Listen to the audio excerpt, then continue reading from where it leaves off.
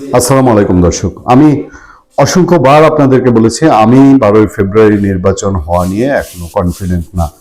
অসংখ্যবার অসংখ্য যুক্তি দিয়ে বুঝিয়েছি। আমি এর আগে যা যা বলেছি সেগুলো আমি রিপিট করতে চাই না। আমাদের নিয়মিত দর্শক যারা তারা সবাই জানেন। আমি সোজা বাংলায় নতুন যারা আছেন তাদেরকে আমি বলি, নির্বাচন হওয়ার কোনো পরিবেশ বাংলাদেশে নাই, এবং এই পরিবেশটা নাই যে সে অবস্থাটা বাংলাদেশে বর্তমান অন্তর্বর্তীকালীন সরকার ডক্টর মোহাম্মদ ইউনূস তৈরি করেছে। তার নির্বাচন অনুষ্ঠানে কোনো আগ্রহ ছিল না, কোনো ইচ্ছাও ছিল না। সে জাস্ট এখন বলি যে ছেড়ে দেমা কাইন্দাও আছি, ভিক্ষা চাই না কুত্তা সামলা, সেই জন্যে সে ইলেকশনটা দিচ্ছে।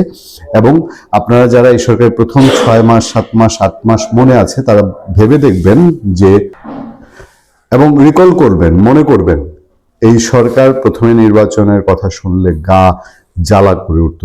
উপদেষ্টারা যা ইচ্ছা তাই বলতো নির্বাচনের কথা বললি। এমন একটা অবস্থা, কিসের খালি নির্বাচন করে। এমনও বলেছে যে রাজনৈতিক দলগুলো নির্বাচনের জন্য পাগল হয়ে গেছে। তারা যে ক্ষমতায় থাকার জন্য পাগল হয়ে গেছিল এইটা ঢাকার জন্য। কিন্তু ব্যর্থ একটা সরকার, অথর্ব একটা সরকার, দুর্বল একটা সরকার নিজেরা নিজেদের ব্যর্থতা থেকে বাঁচার জন্য শেষ তাদের এক্সিট এই নির্বাচনের পথটাই বেছে নিয়েছিল। বাট ওই যে প্রথম থেকে গাফিলতি করেছে, নির্বাচন করতে চায় নাই, নির্বাচনের কোনো প্রস্তুতি নেয় নেই, নির্বাচনের পরিবেশ রাখে নেই, সেটাই দুশ্চিন্তার বড় কারণ হয়ে উঠছে। তারেক রহমান বিএনপির চেয়ারপারসন, তিনি লন্ডনে থাকতে আশঙ্কার কথা বলেছেন যে নির্বাচন বানচাল করতে চায় একটা অংশ। দেশে এসেও তিনি আকারে ইঙ্গিতে বলেছেন। আর বাংলাদেশের মানুষের, সাধারণ মানুষের সাধারণ ধারণা, আমরা যেটাকে পাবলিক পারসেপশন বলি, সবার মধ্যে একটা দুরু নির্বাচন হবে। আমি বলেছি বহু নির্বাচনী প্রার্থী আছেন, তাদের মধ্যেই টেনশন যে নির্বাচনটাকে আসলে 12 তারিখে হবে কিনা। এখন তারেক রহমান এসে যখন আবার যেটা বলা হচ্ছে যে 12 ফেব্রুয়ারি নির্বাচন, সেই 12 ফেব্রুয়ারি নির্বাচনের আর 20 দিনও নাই, তখন যখন তারেক রহমান শঙ্কা প্রকাশ করেন এটা কি এমনি উড়িয়ে দেওয়ার মতন, ফেলে দেওয়ার মতন? এই লেভেলের একজন নেতার, শীর্ষ নেতা কি কোনো ধরনের কোনো আশঙ্কা ছাড়া, কোনো ইনফরমেশন না পেয়ে তিনি এই কথা বলছেন? একটি গোষ্ঠী ষড়যন্ত্র করছে যাতে নির্বাচন বাধাগ্রস্ত হয়। তারেক রহমান, বিএনপি চেয়ারম্যান তারেক রহমান বলেছেন এখন আবার অন্য একটি গোষ্ঠী ষড়যন্ত্র করছে। এখন আবার অন্য একটি গোষ্ঠী ষড়যন্ত্র করছে, মানে আগে যারা ষড়যন্ত্র করেছে তারা না, নতুন কেউ। তাহলে তারা দেশের ভেতরেই আছে, দেশের ভেতরে থাকা কোনো গ্রুপ। যদি ধরে নেই যে আওয়ামী লীগ আগে নির্বাচন চায়নি, যদি ধরে নেই আওয়ামী লীগ চায় হয়তো, আমার ধারণা যেটুকু, কারণ আওয়ামী লীগ ওই যে বলি না যে আগে আজরাইল বিদায় হোক, ডক্টর ইউনূস বিদায় হোক, আল্লাহ আল্লাহ আল্লাহ আল্লাহ সুবহান আল্লাহ করছে আওয়ামী লীগের লোকজন, আগে ইউনূস সরকার বিদায় হোক, তারপরে দেখা যাবে কি হবে। সেই দিক থেকে আওয়ামী লীগ নির্বাচন চায় না এরকমটি আমার মনে হয় না, কারণ তার সামনে এমন কোনো আশার বাতি নাই যে এই নির্বাচন বাতিল করে দিলেই খুব স্বল্পতম সময়ে সে ফিরে এসে একটি আবার অংশগ্রহণমূলক নির্বাচন, অন্তর্ভুক্তিমূলক নির্বাচনে অংশ নিতে পারবে, সে পরিস্থিতি নেই। যাক, ফলে দেশের ভেতরে কোনো অংশ কিনা, সেই অংশটি কে হতে পারে যাকে তারেক রহমান সন্দেহ করছেন? যাতে নির্বাচন বাধাগ্রস্ত হয় এ ব্যাপারে সকলকে সচেতন থাকতে হবে। তিনি বলেন, গত 15-16 বছর আপনারা ভোট দিতে পারেননি, আপনাদের ভোটের অধিকার কেড়ে নেওয়া হয়েছে, কথা বলার স্বাধীনতা কেড়ে নেওয়া হয়েছে। যারা কাজটি করেছে তারা দেশ থেকে চলে গিয়েছে।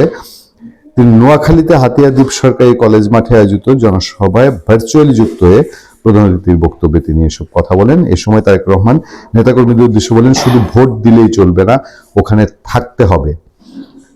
তারেক রহমান তাহাজ্জুদের নামাজ পড়ে ভোট কেন্দ্রে গিয়ে ভোট দিতে বলেছেন। এটা আবার জামাত আজকে ট্রল করেছে, বলে যে তাহাজ্জুদের নামাজ পড়ে ভোট কেন্দ্র নাকি দখল করতে চাচ্ছে বিএনপি। যাক, আপনার ভোটের হিসাব কড়ায় গন্ডায় বুঝে নিয়ে আসতে হবে। দেশটা আমাদের সকলের, সব ধর্মের লোককে একসঙ্গে থেকে আমাদের দেশ গড়তে হবে। এই দেশে আমাদের প্রথম এবং শেষ ঠিকানা।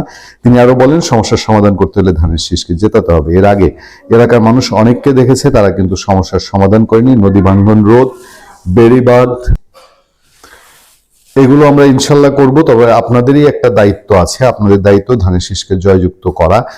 এইসব কথাবার্তা আমি মনে করি যে নির্বাচনের আগে রাজনৈতিক নেতারা বলে, নির্বাচনের পরে ভুলে যায়। আরে সেই প্রশ্ন যদি করে, আপনাদের 4 দলীয় জোট সরকারের ক্ষমতায় গেছেন, তখনও হাতিয়ায় সন্দীপে আপনাদের দল এইসব আশ্বাস দিয়ে তো সেসব এলাকায় পাশ করেছে, তো তখন কতটুকু করেছেন, আর এবার যে করবেন তার গ্যারান্টি তো মানুষ পায় না। যাক, আপনার দায়িত্ব ধারণ শেষকে জয়যুক্ত করা। এ সময় তারেক রহমানের ঘোষণা দেন, বিএনপি সরকার গঠন করলে ধীরে ধীরে হাতিয়ার মানুষের সকল সমস্যার সমাধান করা হবে। এই কথাগুলো আমার কাছে খুব বিরক্তিকর লাগে। এই গড়পড়তা এইভাবে একটা দেশের, তারেক রহমানও জানেন যে 5 বছরে হাতিয়ার সমস্ত সমস্যার সমাধান সম্ভব না, 10 বছরেও সম্ভব না, 15 বছরেও সম্ভব না। তো উনি কিভাবে গ্যারান্টি দেবেন যে উনি 15 বছর থাকবেন? শেখ হাসিনার স্টাইল ধরবেন তখন?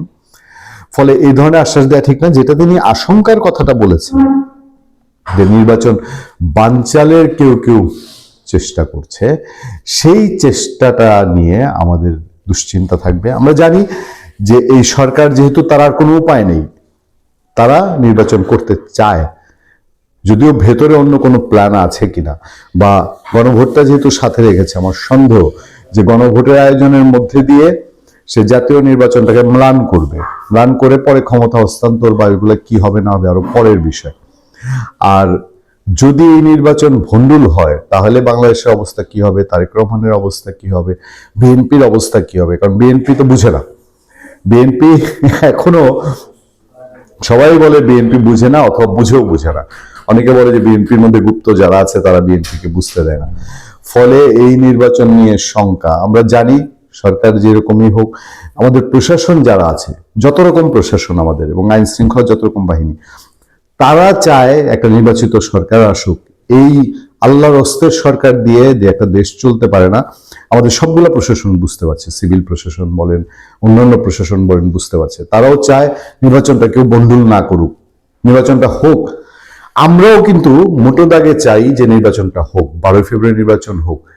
নির্বাচন ভণ্ডুল হোক এটা আমরা চাই না, কিন্তু আমাদের মধ্যে শঙ্কা, যে প্ল্যান করা হয়েছে, যেভাবে সাজিয়ে গুছিয়ে 11 টাওয়ারের নির্বাচনটা আনা হয়েছে, সেই নির্বাচনটা কি আদৌ হয় কিনা। ভালো থাকবেন, সুস্থ থাকবেন। আপনাদের সাথে আমি আতিক রহমান, পূর্ণিয়া।